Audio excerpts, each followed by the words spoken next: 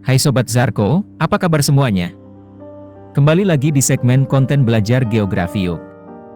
Pada episode 28 yang lalu, telah dijelaskan bahwa Jepang mengalami krisis pertumbuhan penduduk. Rendahnya kelahiran di Jepang, menyebabkan Jepang diprediksi akan kehabisan populasi, sekitar 1000 tahun mendatang. Namun ternyata, masalah serupa tak hanya dialami Jepang, melainkan beberapa negara Asia lainnya. Simak ulasannya dalam video berikut.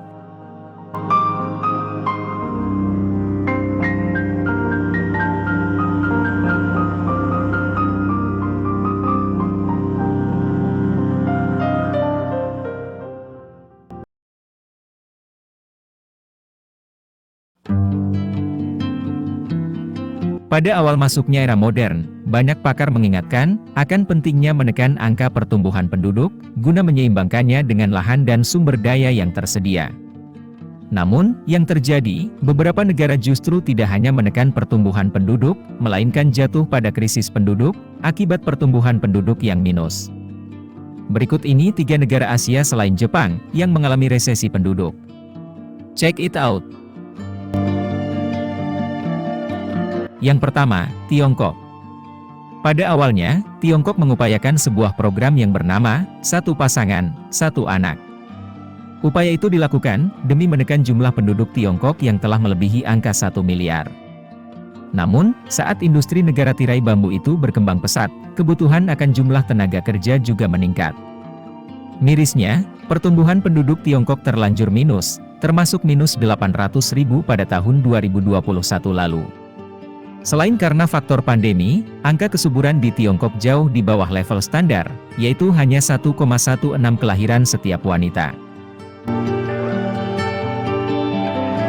Yang kedua, Korea Selatan. Korea Selatan mengalami minus pertumbuhan penduduk, yang justru lebih parah dari Jepang. Jika angka kesuburan Jepang adalah 1,3 kelahiran tiap perempuan, maka angka kesuburan Korea hanya mencapai angka 0,8. Sama seperti Jepang, faktor yang mempengaruhinya adalah naiknya rata-rata usia pernikahan. Bahkan, beberapa wanita memilih untuk tidak melahirkan seumur hidup, walaupun sebenarnya telah menikah. Dan yang terakhir, Singapura. Singapura sejatinya merupakan negara yang terbuka terhadap imigran, sebagaimana Amerika Serikat.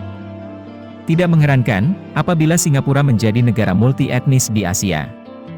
Namun, pertumbuhan penduduk negara seluas Sidoarjo tersebut, terindikasi mengalami penurunan. Angka kesuburan Singapura hanya mencapai 1,12 kelahiran setiap wanita. Faktor penyebabnya, adalah dilegalkannya tindakan operasi pembekuan sel telur, yang sebelumnya hanya dilakukan pada wanita, yang menjalani kemoterapi.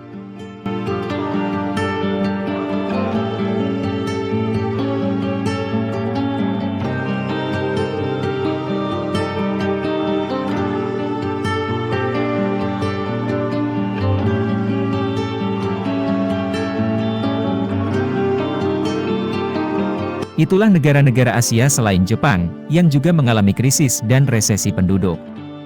Memang benar, bahwa jumlah penduduk harus mengimbangi ketersediaan jumlah sumber daya alam, namun berkurangnya jumlah penduduk juga akan menimbulkan masalah. Jika sobat ada pendapat, tulis di kolom komentar ya. Terima kasih, dan sampai jumpa di episode berikutnya. Bye.